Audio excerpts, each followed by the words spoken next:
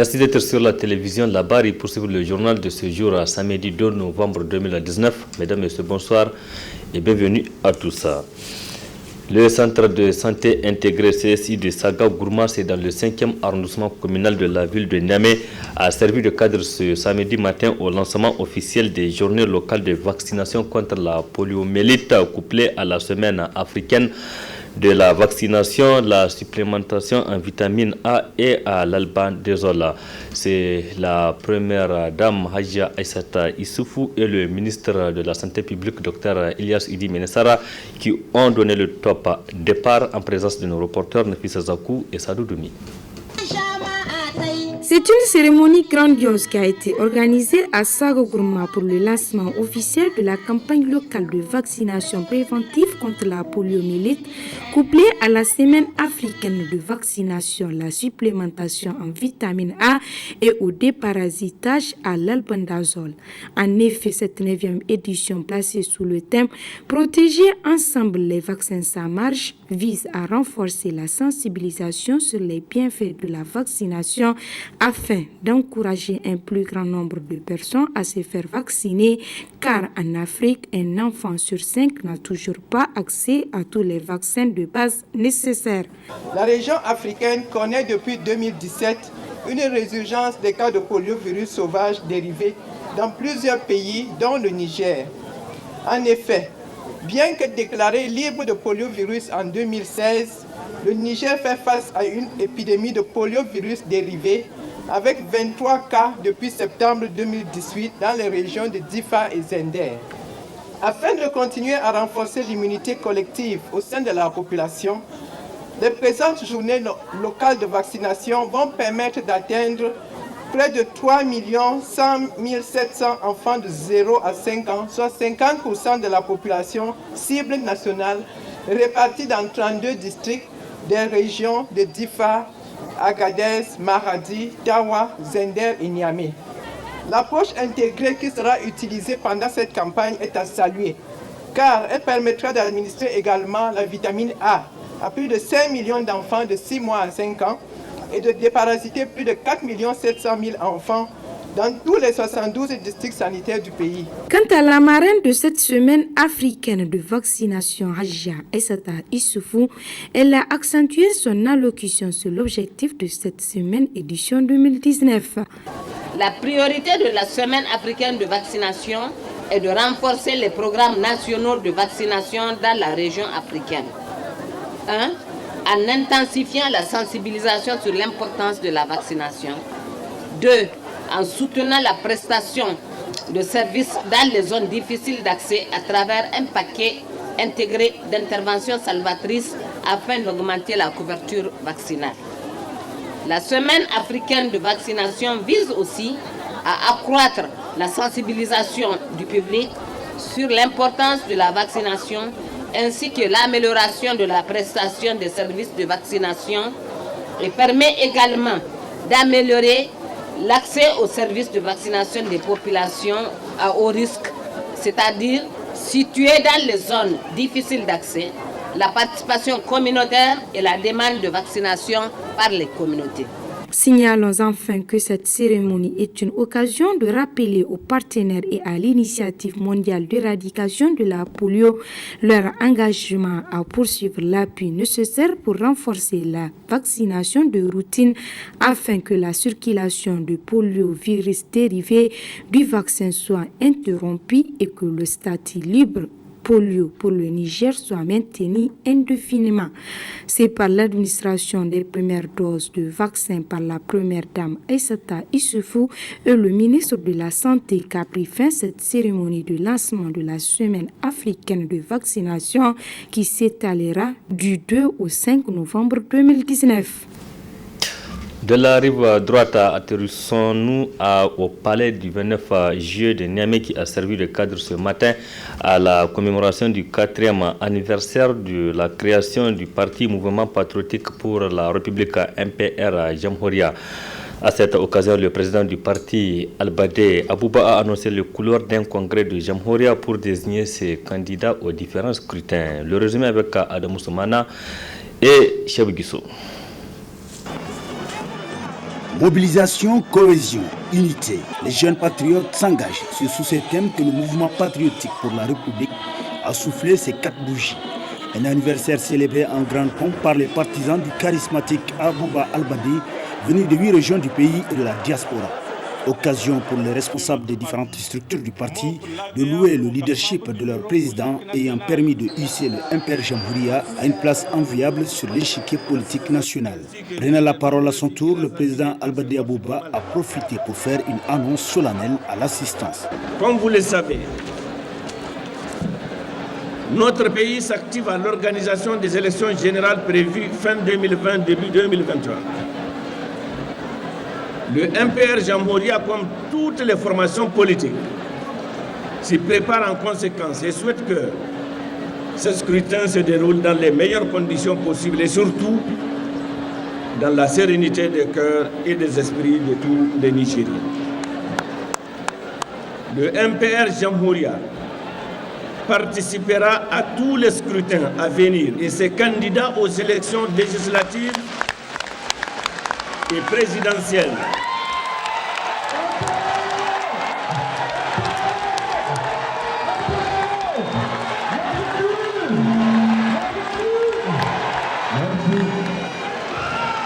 Le MPR Jamhouria, dis-je, participera à tous les scrutins à venir et ses candidats aux élections législatives et présidentielles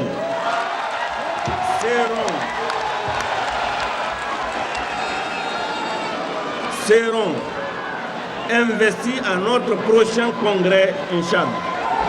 Ce 4e anniversaire du Jamhouria a enregistré la présence de la quasi-totalité des leaders politiques du pays qui n'ont pas manqué de souhaiter bon vent au parti de Albade Abouba tout en saluant la clairvoyance politique de ces derniers. Il y a en effet 4 ans de cela, nous avons été témoins de l'événement qui avait porté sur les fonds maximaux votre parti.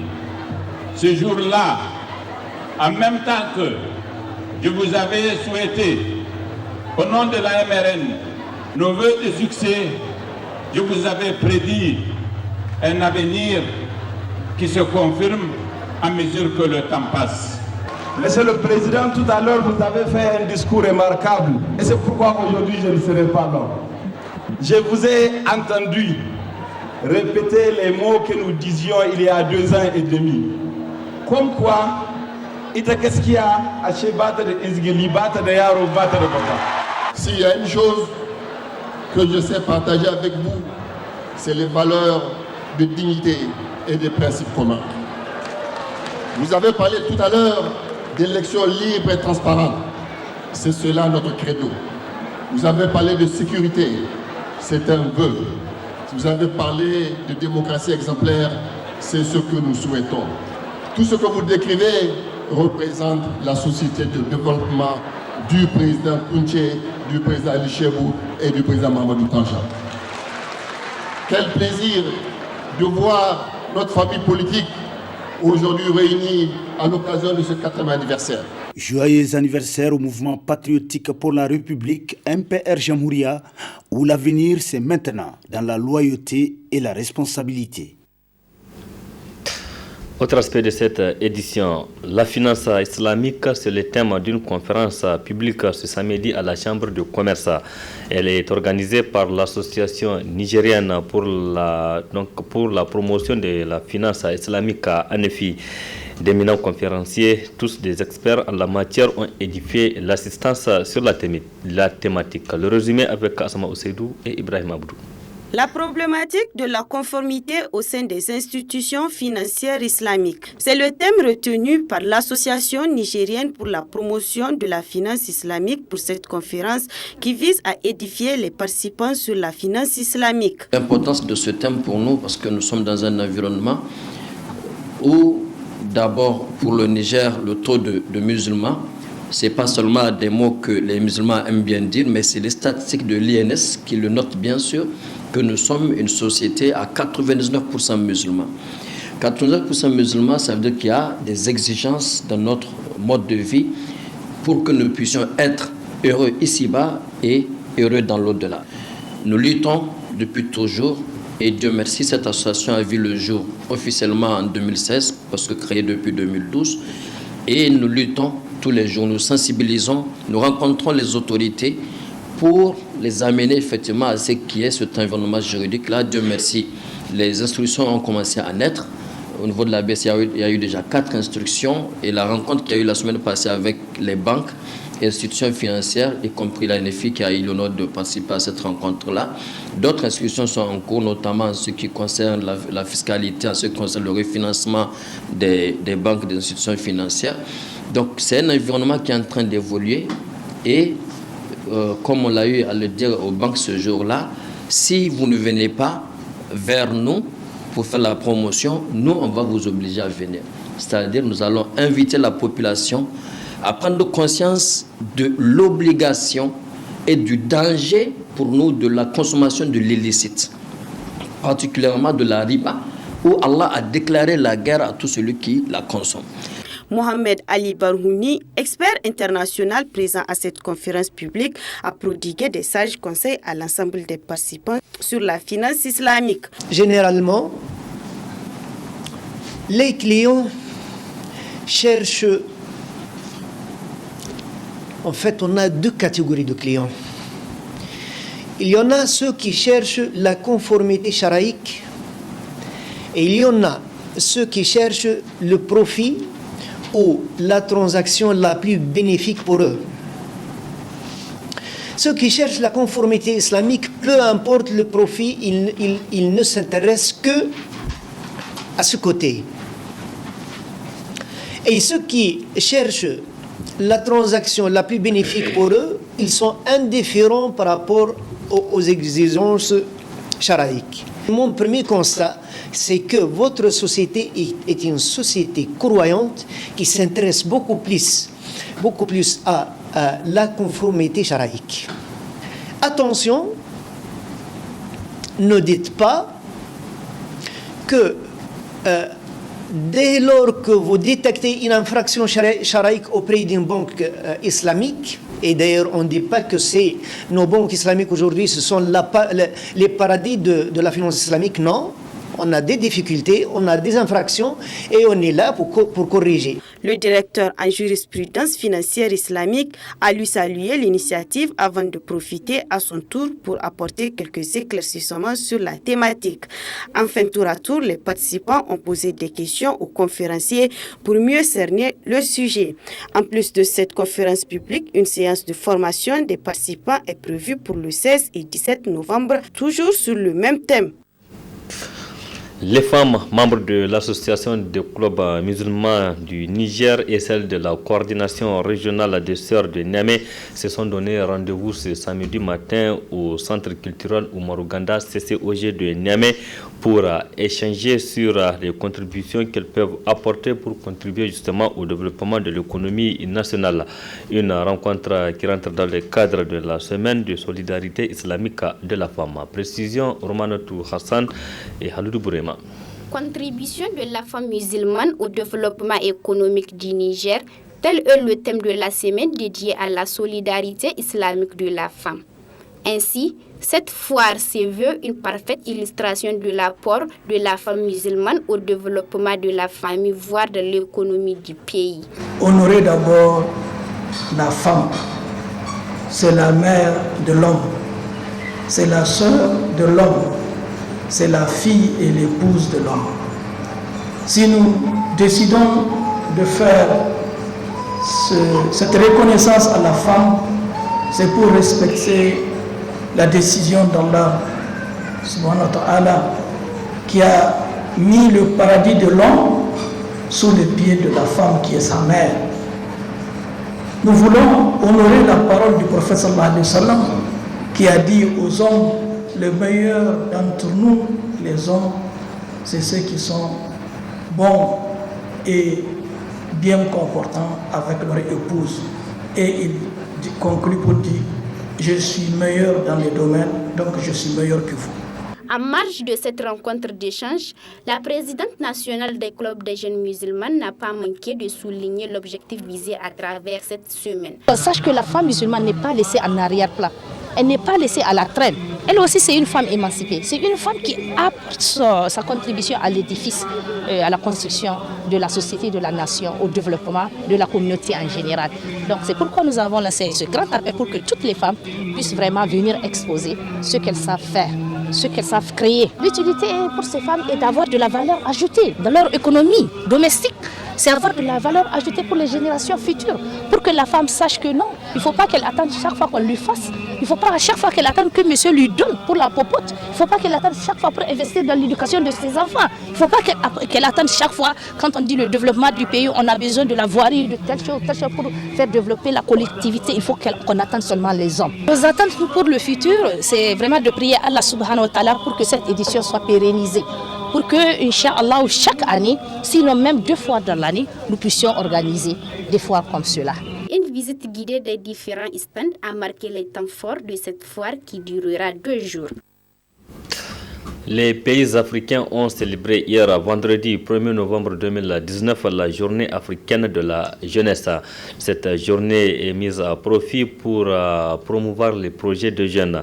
Ici au Niger, c'est une conférence débat qui a été organisée sur le rôle des jeunes dans le développement socio-économique et même politique. Donc cette conférence a été organisée par 2 associations de jeunes.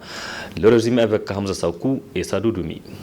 La citoyenneté responsable et l'engagement. Quel rôle des jeunes est la thématique développée au cours de cette journée qui marque la journée africaine de la jeunesse. Ainsi, cette conférence débat est organisée par l'association Libre Afrique en collaboration avec celle des jeunes chrétiens. Nous vivons dans un état où l'État est régi par des règles. Si nous méconnaissons ces textes, il va de soi que nous devenons des proies faciles à toute tentation. Nous avons constaté aujourd'hui au Niger, malheureusement le constat il est amer, les jeunes se sont déconnectés de leur communauté et du coup ils n'arrivent pas à maîtriser les préoccupations, parce que quand tu es déconnecté de ta communauté, tu n'arrives pas à comprendre les vraies préoccupations de ta communauté, en plus forte raison lui apporter des réponses appropriées. Donc c'est pourquoi nous sommes en train de susciter cet engagement communautaire là chez les jeunes et nous espérons qu'à la fin de ces échanges-là, les jeunes vont retourner vers leur communauté, vont mener des activités qui vont faire d'eux des citoyens responsables et qui vont les protéger au sein de l'État. C'est seulement à travers cela qu'ils peuvent être des citoyens responsables, des citoyens sur lesquels on peut bâtir un État fort, un État dans lequel les droits humains, les droits et libertés sont respectés. Ayant pour mission de renforcer les capacités des jeunes pour la renaissance africaine, Young Men's Christian Association n'a pas manqué de manifester ses sentiments de satisfaction. Cette thématique qui vient d'être développée par un ami de l'association Libre Afrique, c'est vraiment une thématique d'actualité. Vraiment, c'était vraiment un moment d'apprentissage. Nous avons vraiment retenu beaucoup de choses en tant que jeunes leaders. Nous pensons que à l'heure actuelle, les jeunes que nous sommes, nous avons besoin de comprendre quel est notre rôle en ce qui concerne l'engagement communautaire pour la citoyenneté responsable. Donc c'est une journée qui commémore l'avenir de l'Afrique, parce que l'Afrique est un continent dont la majorité de la population est jeune. Nous sommes constitués à plus de 60% des jeunes en Afrique, quand on prend de 25 ans vers le bas. Donc je pense que c'est quelque chose qui doit attirer l'attention de nos citoyens qui sont les jeunes. Enfin, les jeunes ont été interpellés à s'engager pleinement afin de parvenir à la transformation de leur communauté et de la nation. Merci Hamza Sakou. Point final de cette édition. Merci aussi à vous de l'avoir suivi. Restez en compagnie du programme de la télévision La Bari. Au revoir, excellente nuit à toutes et à tous.